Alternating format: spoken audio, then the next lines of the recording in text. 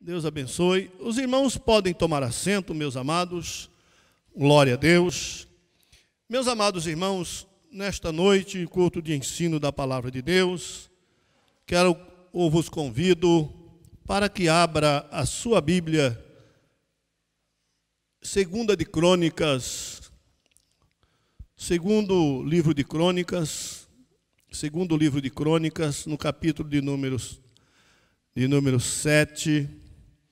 Quero ler com os irmãos um texto da gloriosa palavra de Deus, bastante conhecido por todos nós.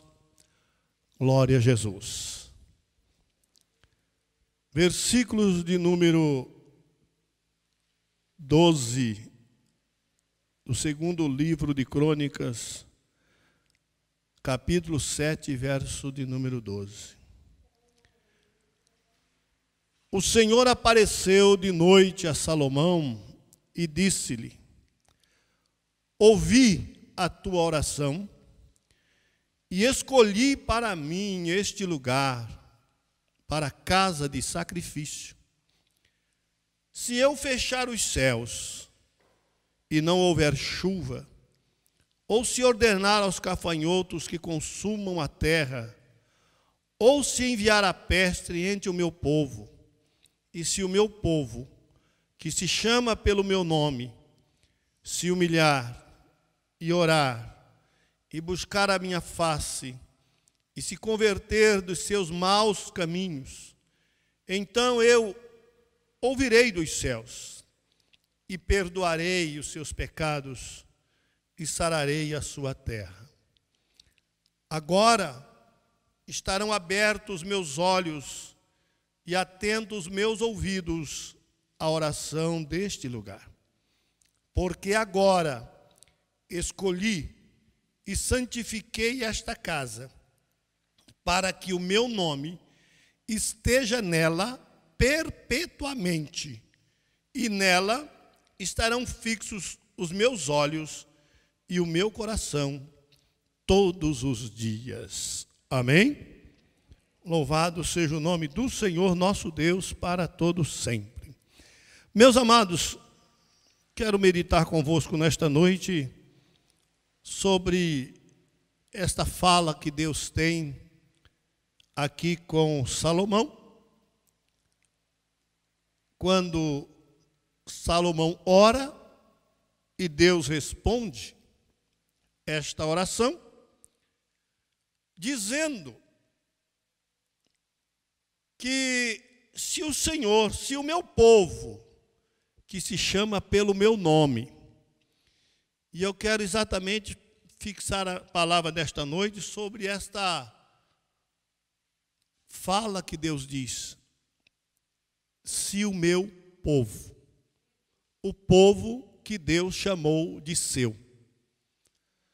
No Antigo Testamento, Deus chamou este povo de meu povo. No Novo Testamento, Jesus chamou o seu povo de minha igreja. Ele diz: sobre esta pedra ou sobre esta rocha edificarei a minha igreja, e as portas do inferno não prevalecerão contra ela. Deus tem um povo no Antigo Testamento, e Deus tem um povo no Novo Testamento. Não são dois povos, é apenas um povo, em épocas diferentes.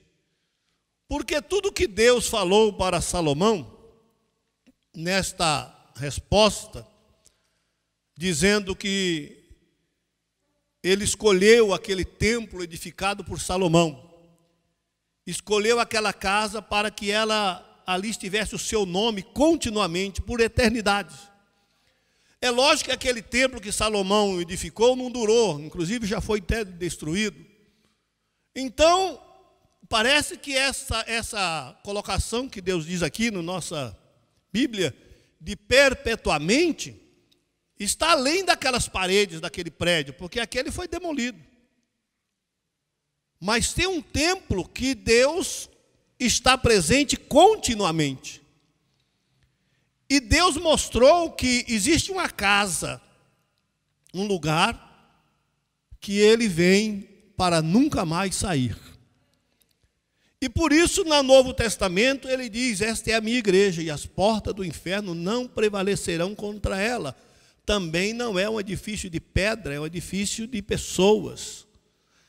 E, meus amados irmãos, como nós estamos vivendo nesta última hora da igreja, e ultimamente os acontecimentos têm nos levado até um tanto que forçosamente a meditar, a parar e refletir no que está acontecendo. Afinal de contas, por que Deus permitiu essa pandemia? Eu já ouvi muita gente por aí dizendo que é castigo de Deus.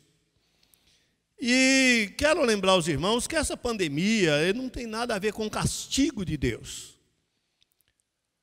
Isto é uma permissão de Deus, porque a pandemia colocou o mundo em quarentena. E aí, meus amados irmãos, quando Deus coloca todo o mundo numa quarentena, o que é que Deus está dizendo? Quando você para tudo, quando tudo fica paralisado, é automático você parar, claro, e começar a refletir, a pensar. A quarentena leva todos a pararem, a pensarem, a refletir. Então Deus permitiu este vírus para fazer que o mundo todo parasse para refletir sobre si mesmo.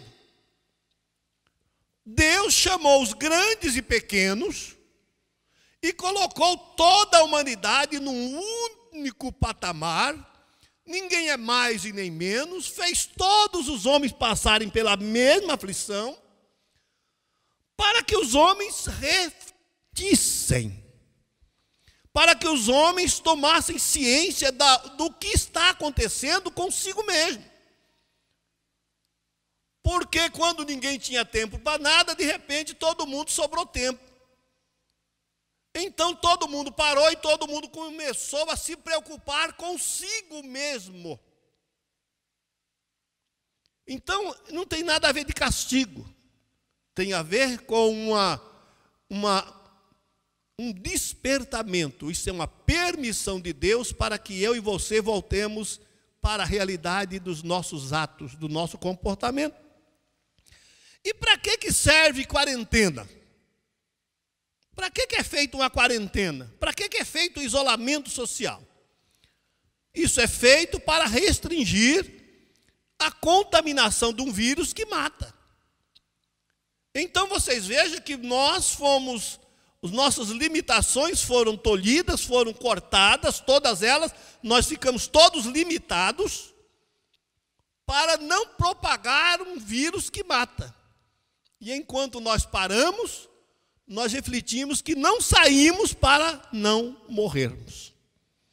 E assim mesmo perdemos mais de 100 mil vidas neste país e por aí afora, milhões.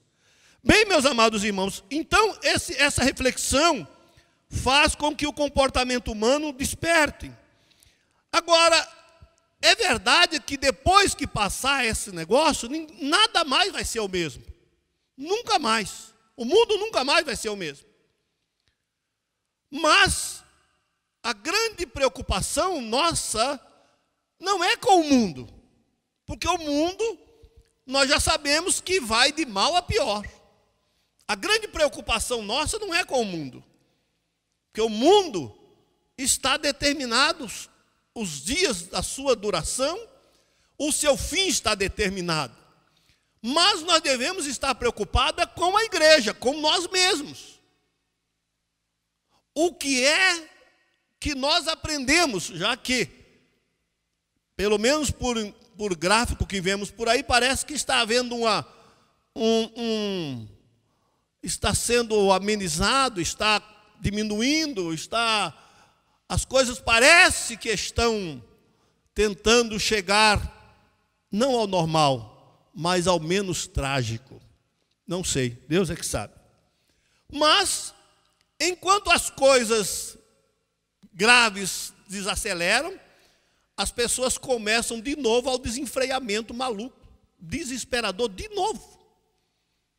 E aí me preocupa, porque o que foi que nós aprendemos? Será que nós aprendemos a valorizar a coisa certa depois disso? Se você der uma olhada na sociedade de um modo geral, você vai entender que as pessoas de fato pararam a valorizar mais a vida, como foi dito no começo, que a coisa estava lá em cima. Não, agora vamos começar a ser mais humano, vamos valorizar mais a vida. Eu não sei. Sabe por quê? Porque nós nos habituamos com muita facilidade às mudanças. As mudanças. Hoje estava falando com o irmão que tem pessoa que agora é perigoso, ele fica com máscara até dentro de casa, que está tão acostumado já com a máscara, que vai dentro de casa, não tem nem necessidade de tirar mais. Porque se acostuma com isso. Né? Ah, não, agora já dá para tirar. Oh, esqueci, já está acostumando com ela. É assim. E nós vamos nos habituando a coisas que não são normais. Significa dizer que nós não entendemos bem. E aí é preocupante, porque quando falamos da igreja, a igreja precisa estar posicionada para o arrebatamento. E aquela palavra que Jesus disse, porque Deus disse para Salomão, se eu fechar o céu e não houver chuva, e se ordenar aos gafanhotos que consumam a terra, ou enviar a peste entre o meu povo, e se o meu povo, que se chama pelo meu nome, se humilhar e orar e buscar a minha face, e se converter dos seus maus caminhos, então eu ouvirei dos céus. O segredo de tudo isso, o que é? Converter dos seus maus caminhos. Quando eu e você nos convertemos dos nossos maus caminhos, os céus se abrem, a chuva de Deus desce, as coisas começam a acontecer para que Deus continue a ser glorificado. Mas aí não depende de Deus, Deus já está dizendo que há uma condição, e qual é a condição? Se o povo se converter dos seus maus caminhos, ou seja, se não houver conversão, também não há mudança. E aí, meus amados irmãos, nós vamos para a palavra de Deus, chegando nos últimos minutos, meus amados irmãos, da profecia bíblica para o arrebatamento. A igreja a qual Deus edificou sobre a rocha, é este povo que está hoje no mundo, fazendo conhecido a graça de Deus. Então, ainda que o mundo vá se adequando para que continuem no seu processo, a igreja tem que se adequar para o arrebatamento. A igreja tem que voltar-se para dentro de si, olhar para si mesmo e se preparar.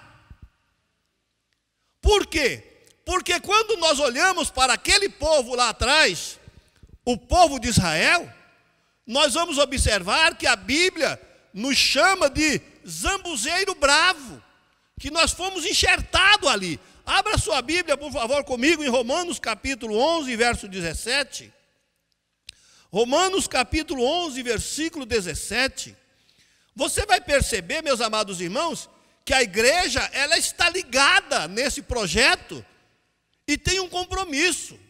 Romanos 11 e verso 17, louvado seja o nome do Senhor, diz aí, ó: e se alguns dos ramos foram quebrados, quebrados da onde? Quebrados da oliveira.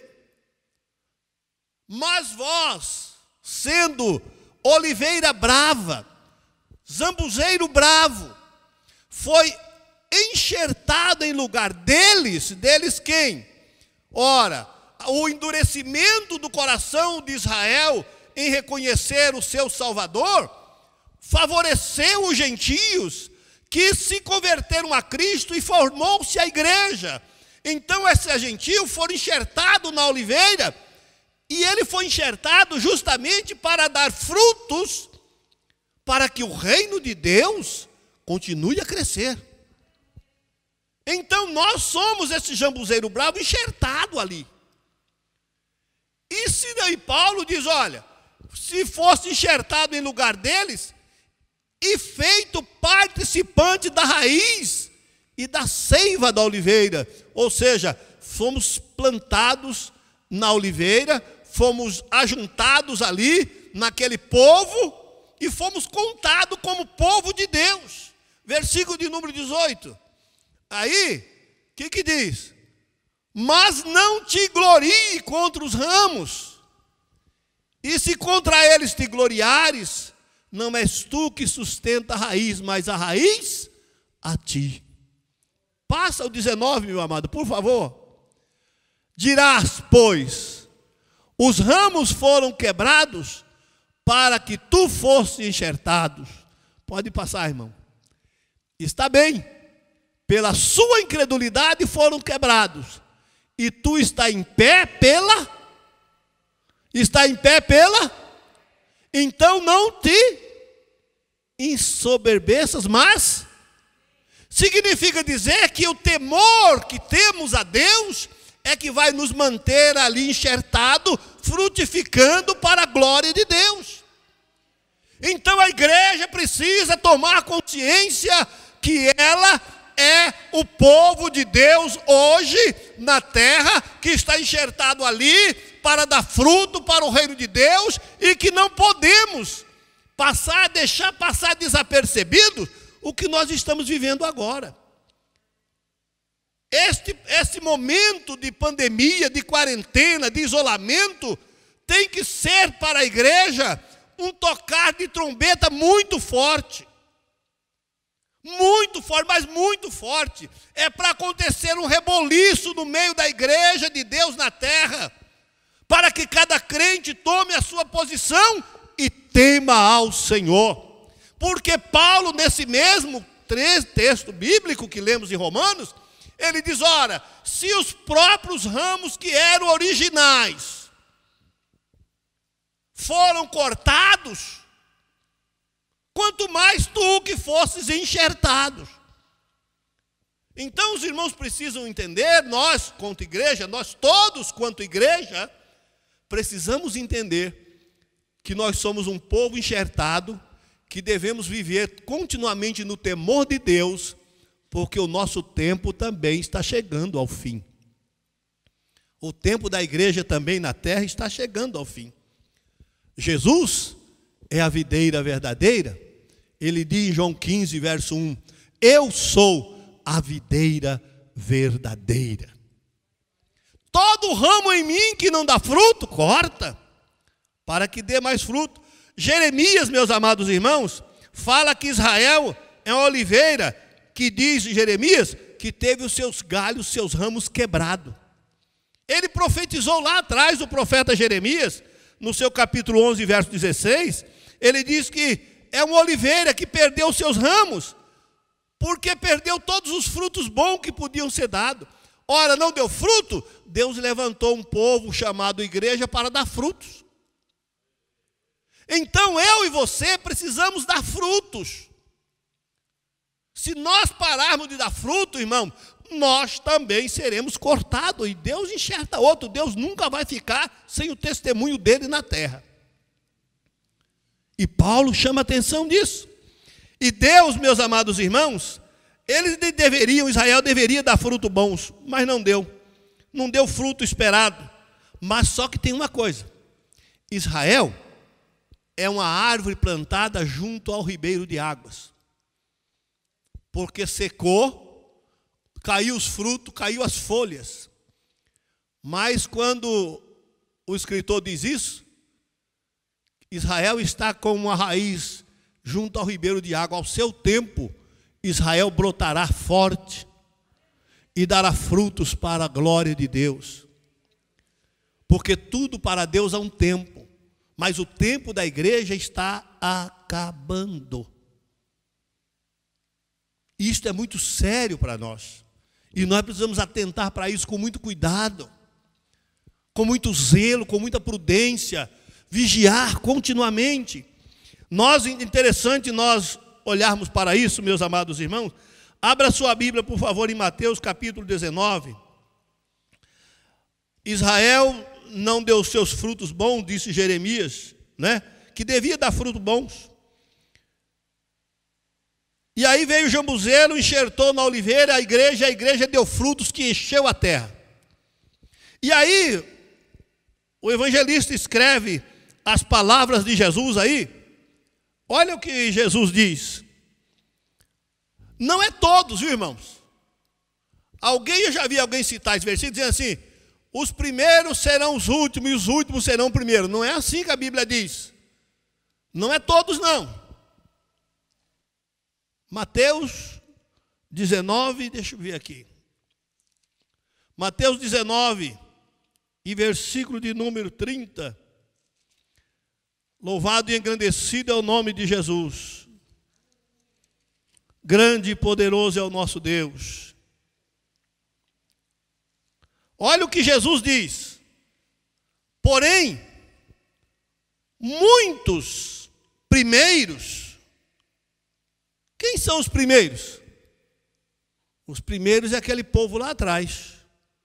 Os primeiros são aqueles que Deus disse: o meu povo, que se chama pelo meu nome. Muitos deles, muitos primeiros serão os derradeiros.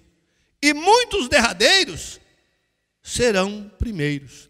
Sabe o que significa isso? Que de uma multidão de gente, que todos dizem povo de Deus, Deus tirará grupos, porque a igreja é assim. A igreja diz: nem todos que me dizem Senhor, Senhor, herdarão o reino de Deus. Nem todos os que são judeus são salvos, porque tanto a igreja como os judeus precisam entrar pela porta, e a porta é Jesus. Todos. Então é preciso que tanto Israel quanto os gentios conversos precisam temer ao Senhor Jesus e viver no tempo que Deus nos dá para temer o Senhor e Ele ser glorificado na vida de cada um de nós. Porque quando Jesus diz isso, sabe por que Jesus diz isso, meus amados? Porque há acepção de pessoas. Jesus diz isso aqui porque está aqui muitos que deixaram pai, mãe, casa, irmão, família, trabalho, perderam tudo por amor de Jesus. Mas hoje em dia está difícil, ninguém quer perder nada. Ninguém quer abrir mão de nada, achando que é lucro, que é vantagem, irmão. O lucro, a vantagem que nós temos é Cristo. A nossa prosperidade é Cristo. Tudo que nós podemos ganhar está em Cristo. E é por isso que Jesus diz aqui, todo aquele que tiver deixado casa, ou irmãos, ou irmã, ou pai, ou mãe, ou mulher, ou filho, ou terra, por amor do meu nome, receberá quanto? 100 vezes mais. Ele não está mandando ninguém abandonar a esposa, nem filho, nem casa, nem trabalho, nem nada. Está mandando apenas não colocar essas coisas em primeiro lugar na sua vida, mas colocar primeiro a sua vida com Cristo. Porque tudo isso será acrescentado 6 vezes mais. E Jesus disse isso e viveu isso. Porque quando alguém chegou para ele um determinado dia, que ele estava numa casa e tinha muita gente e ninguém podia entrar, de repente alguém achou uma brechinha, entrou, foi lá onde ele estava e disse: mestre, está aí fora a tua mãe e teus irmãos e querem te falar. E ele disse assim: minha mãe? Meus irmãos? Quem é minha mãe e meus irmãos? E todos esses que fazem a vontade do meu Pai, estes são minha mãe e meus irmãos. Ou seja, recebi 100 vezes mais em família, 100 vezes mais em parente, 100 vezes mais em tudo. Por quê? Porque é preciso colocar Jesus em primeiro lugar. Louvado seja o nome do Senhor nosso Deus. Então, lá no Antigo Testamento, Deus disse meu povo. No Novo Testamento, Deus diz minha igreja. Sabe para quê? para que se entenda que Deus tem um único povo na terra e que este povo é testemunho vivo dele na terra. E mesmo nessa época, e nessa época mais ainda, a igreja precisa se posicionar. Igreja, cada um de nós particularmente.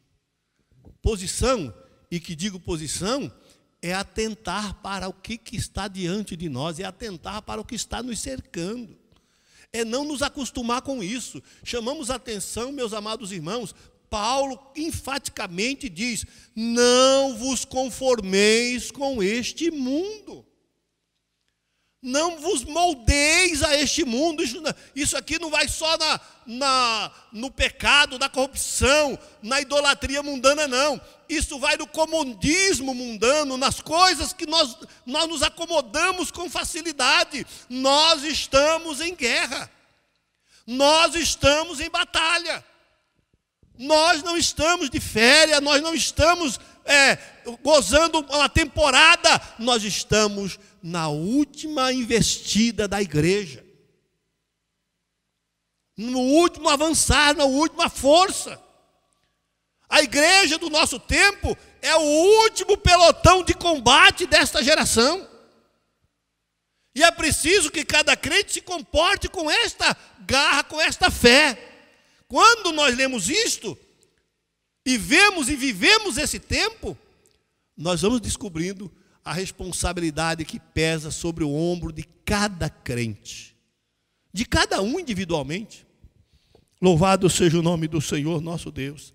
Meus amados irmãos, quando nós voltamos o nosso olhar para Deus e para esse plano tão glorioso que Ele tem sobre as nossas vidas, quando lemos esta petição aí, esta fala de Deus para Salomão, chamando o povo a orar, se humilhar, se converter, é a mesma coisa que Jesus fala para a igreja quando fala no Sermão do Monte, capítulo 5, 6 e 7 do Evangelho de Mateus. Quem nunca leu a Bíblia inteira, quem não gosta de ler a Bíblia, pelo menos procure ler Mateus 5, 6 e 7. É o Sermão da Montanha. É a prática do comportamento cristão que Jesus explana. Quem nunca leu a Bíblia inteira, leia pelo menos o livro de Efésios. Porque na carta aos Efésios, Paulo ensina a igreja a ser pessoas individualmente. Ensina o pai a ser pai, o filho a ser filho, o servo ser servo, o senhor ser senhor. Ensina a igreja a ser igreja, ensina a mulher a ser esposa, ensina o homem a ser marido, ensina tudo passo a passo da vida de cada crente individualmente para dar testemunho de igreja de Jesus Cristo. Isso é extraordinário, irmãos, e quando nós estamos vivendo agora esses momentos finais, que parece que as pessoas querem sair desta pandemia para começar tudo de novo. Irmãos, não haverá tempo da igreja recomeçar. A igreja, o trabalho cristão, ele vai ter que ser reiniciado totalmente depois desse movimento de pandemia. Nós vamos ter uma outra igreja, isso é fato. E esta igreja que vai ser formada a partir vai experimentar um avivamento como nunca foi visto nessa geração. Vai experimentar, mas é para um remanescente que vai suportar o que vem. É para o remanescente que vai suportar o que vem. Porque esta igreja é a igreja do arrebatamento. Esta é a igreja que vai subir ao encontro do noivo. Todas as profecias se cumprem e nos mostra isso. Mas tem gente ainda, como igreja, que ainda está fazendo plano. Olha, irmão, não é proibido fazer plano. Não é. Esses dias eu falei, não sei para quem, um texto bíblico que me lembrei, né? Os homens podem fazer planos, mas só Deus os realiza. Porque fazer plano é de homem. Mas não esqueça de colocar nos seus planos a sua partida daqui. A qualquer momento você vai subir. E você precisa saber disso. Eu até hoje, eu pensei que agora, viu? Nós temos que fazer um plano mais a curto prazo. Que já não temos mais um longo prazo. Não temos muito mais. A igreja não. O mundo vai fazer plano aí, porque o mundo ainda vai longe. Mas a igreja vai muito mais longe, mas não é aqui. Louvado seja o nome do Senhor nosso Deus. Então, meus amados irmãos, veja o que Jesus diz em Mateus 16, no capítulo 18. Observe o que é que Jesus diz. Mateus, capítulo 16, versículo de número 18. Olha, o que Jesus disse para Pedro. E também eu te digo, tu és Pedro, e sobre esta pedra edificarei a minha igreja, e as portas do inferno não prevalecerão contra ela. Louvado seja o nome do Senhor. Você é a igreja de Jesus Cristo? Você é a igreja de Jesus? Então o inferno não vai prevalecer sobre a sua vida. O Espírito de Deus que está na igreja, ele guarda a igreja, preserva a igreja, sustenta a igreja, orienta a igreja para a gloriosa vinda de Jesus. Então é preciso que nós entendamos que esta promessa de Jesus, ela é viva. E tem mais. A esta igreja está escrito: e eu te darei as chaves do reino dos céus. É isso, irmão. Olha só, lá atrás, Deus chamou Abraão e disse para Abraão: Abraão, em ti serão benditas todas as famílias da terra. E entregou essa autoridade para Israel, encher a terra da presença do Deus de Abraão. Passou-se, Israel se perdeu no caminho, deixou de fazer o resultado que Deus queria, foi um galho cortado, ficou lá o tronco para brotar no tempo certo outra vez. Jesus trouxe a igreja e deu à igreja a autoridade de, no nome de Jesus Cristo, ter esse poder de ligar e desligar. Esta autoridade está dada à igreja, sim. Não é a um a outro homem, não. É a igreja de Jesus, porque ele é a cabeça. A igreja de Jesus, sendo ele a cabeça, ele tem autoridade para ligar e desligar. Louvado seja Deus. Por isso, meus amados irmãos, nós devemos entender, este compromisso é muito sério. Louvado seja o nome do Senhor para todos sempre. Escute, meus amados irmãos, abra sua Bíblia, por favor, em João 14. João 14, Jesus diz que aquele templo lá de Salomão, que Deus disse para ele assim: olha, e o meu nome estará nela perpetuamente. O templo foi destruído de Salomão, e depois foi feito outro, e foi demolido também, e agora estão projetando a levantar outro de novo, o terceiro templo, já está bem encaminhado. Mas olha o que Jesus disse no capítulo 14, no versículo 23 de João. Capítulo 14, versículo de número 23 do Evangelho segundo escreveu João. Jesus disse: se alguém me ama, fará o quê? Fará o quê? Guardará a minha palavra. O amor a Deus está embasado no guardar a sua palavra. Se alguém me ama, guardará a minha palavra.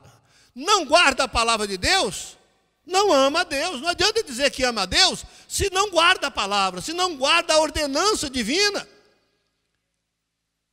Você confessa uma coisa que você não faz.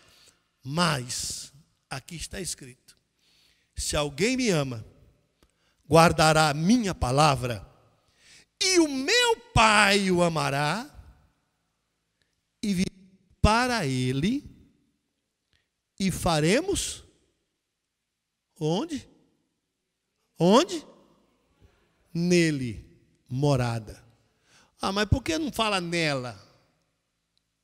Está falando para a igreja? Não, não está falando da igreja, está falando do templo.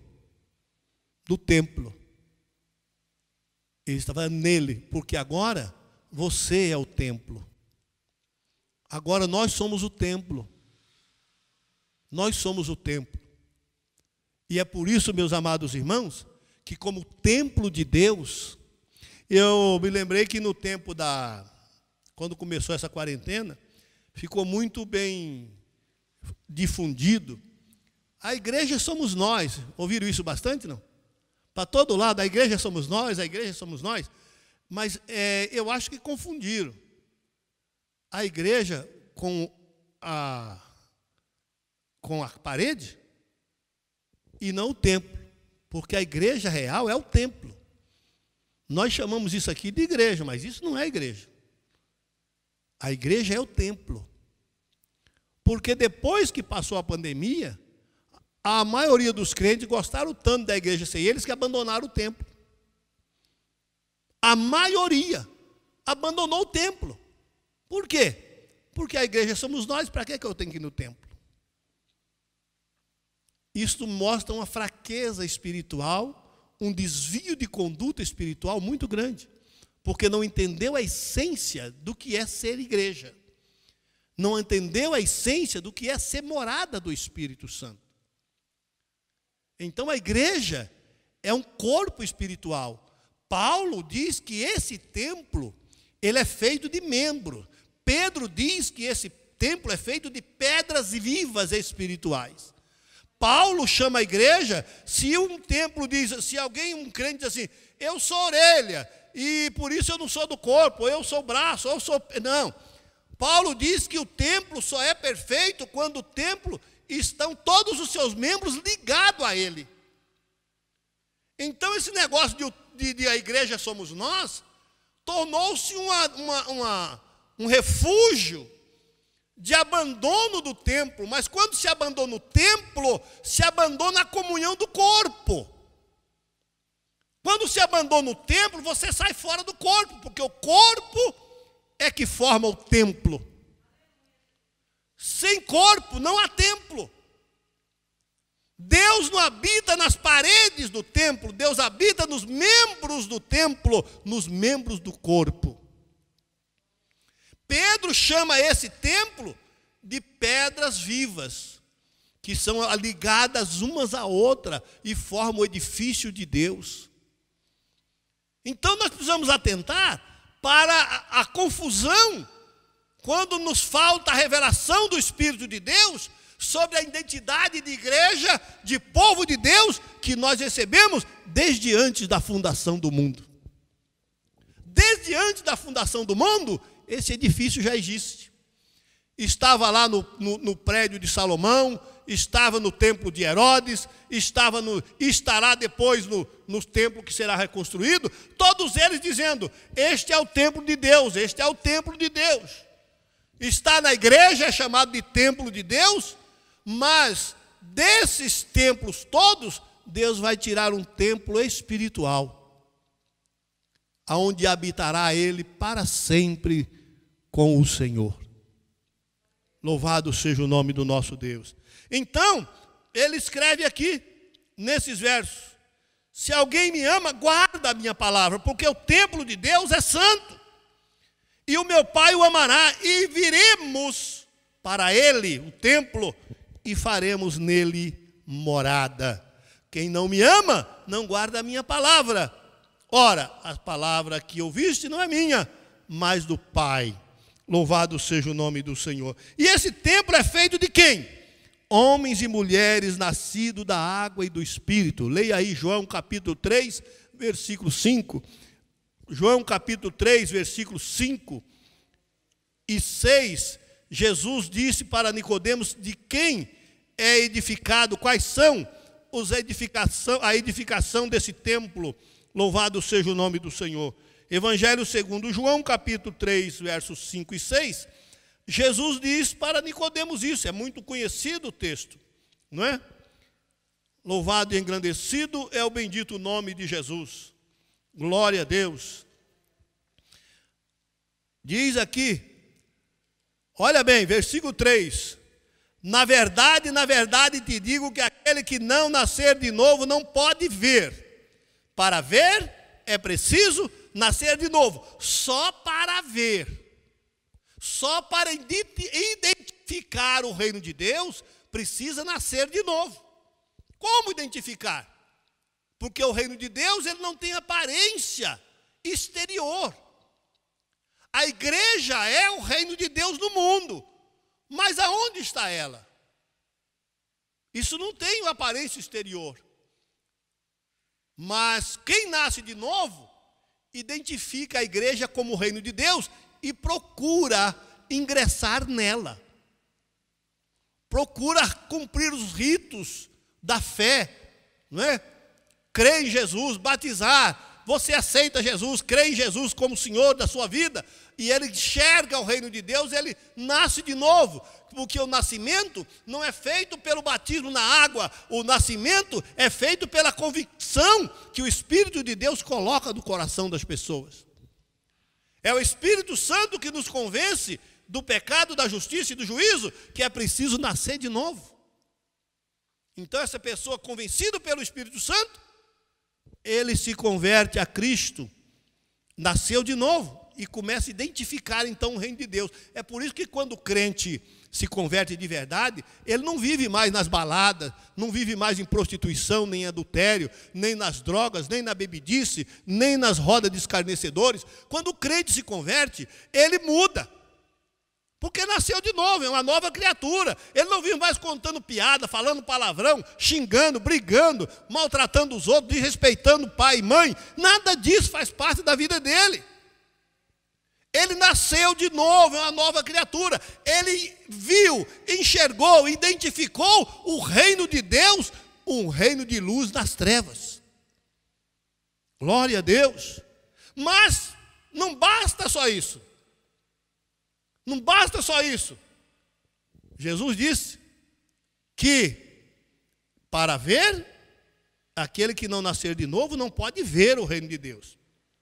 Nicodemos não entendeu. E Jesus explicou. Aí, versículo 5. Na verdade te digo que aquele que não nascer da água e do Espírito, já lá atrás, você creu e nasceu de novo. Mas o novo nascimento é cidadão do reino de Deus e precisa entrar nele. E aí Jesus disse, agora você tem que nascer da água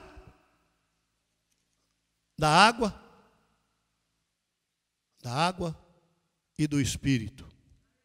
Glória a Deus. Para entrar. Primeira vez tem que crer, tem que nascer para ver. Depois tem que nascer da água do Espírito para entrar. Ou seja, a palavra de Deus tem que ser absorvida. A palavra de Deus tem que entrar. Por isso Jesus disse, aquele que ama a Deus ou que me ama, guardará minhas palavras. É isso que ele está dizendo.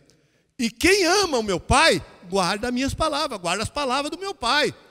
E quem vive para Cristo, guarda a palavra de Jesus Cristo. É isso que ele está dizendo para Nicodemos. Então não adianta dizer, eu sou crente, eu sou evangélico. É preciso nascer de novo, é preciso deixar o mundo, é preciso se desviar de tudo que não presta, é preciso ser uma nova criatura, é preciso testificar da salvação em Cristo Jesus. Porque evangelho não é vida social, evangelho é vida sacrificial. Não existe uma vida cristã sem sacrifício. Igreja não é lugar de sociedade, igreja é lugar de espiritualidade. É lugar de vida espiritual. Louvado seja o nome do Senhor.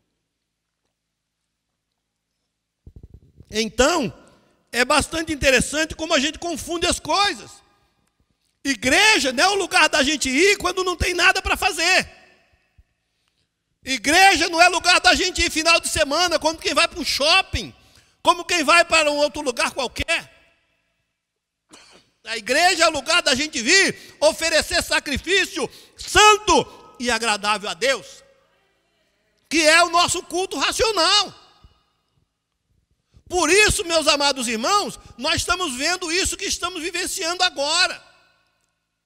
que muitos não têm força para voltar para o templo, para a adoração a Deus, porque vive a igreja como se fosse um refúgio social, porque ele não pode ir para outro lugar, entre aspas, não pode, porque Paulo diz que todas as coisas nós podemos, todas as coisas nos são lícitas, nós não fazemos porque não nos convém, porque não é da nossa natureza mais, não é porque nós podemos sim, nós podemos, nós temos liberdade para isso, mas a nossa liberdade está em Cristo.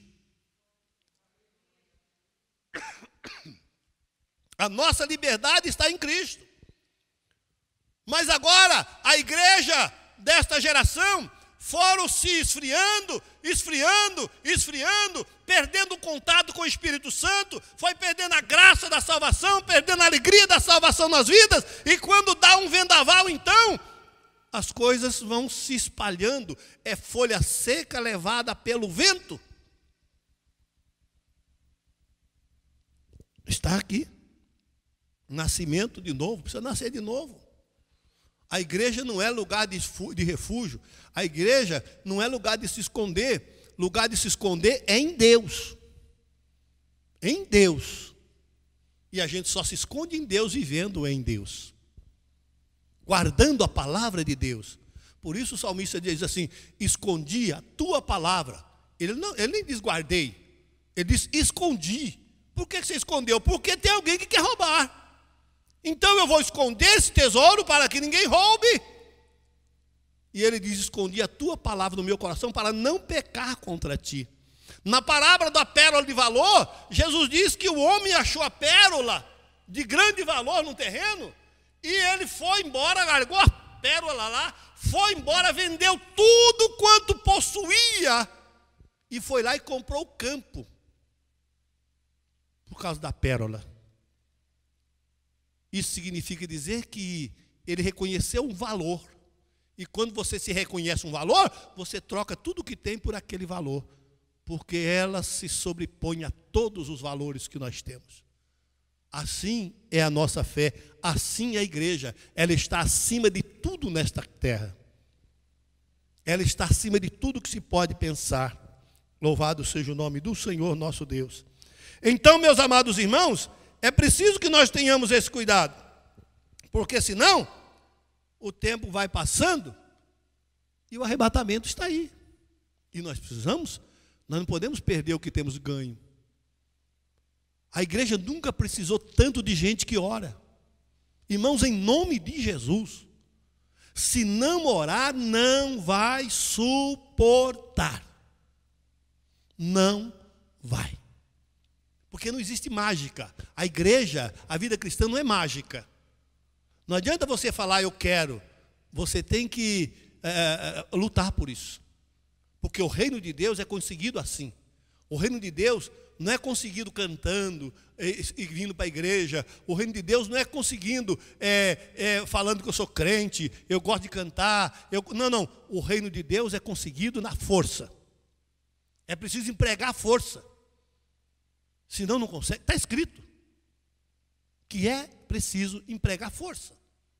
Então não é férias, não é sossego, não é descanso, não é quando dá, não é quando eu posso. Não, é quando eu preciso, é que eu tenho, é um dever, está na minha agenda. Eu marco todas as coisas, tem que estar anotado. Não é simplesmente porque eu sou o que sou, não. É porque o que é que Deus fez de mim é diferente. O que é que Deus fez de você é diferente. Quando você abraça o compromisso do que Deus fez com a sua vida, do que Deus fez com a minha vida, o meu pensamento é diferente. Não foi eu que fiz, não foi eu que decidi. Foi Jesus que disse: foi eu que vos escolhi e vos nomeei para que vades e deis fruto, e o vosso fruto permaneça. Não adianta só dar fruto, tem que permanecer. Então é muito mais sério do que parece, não é? Louvado seja o nome do Senhor. Então, meus amados irmãos, para uma melhor compreensão disso, precisamos buscar a compreensão do plano divino para a nossa vida.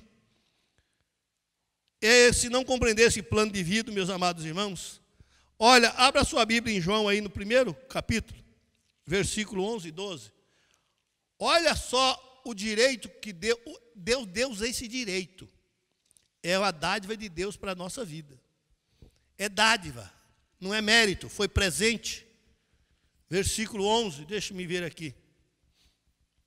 Olha só. Veio para o que era seus. Esse era o Israel lá de trás. E os seus não o receberam. Mas agora escute.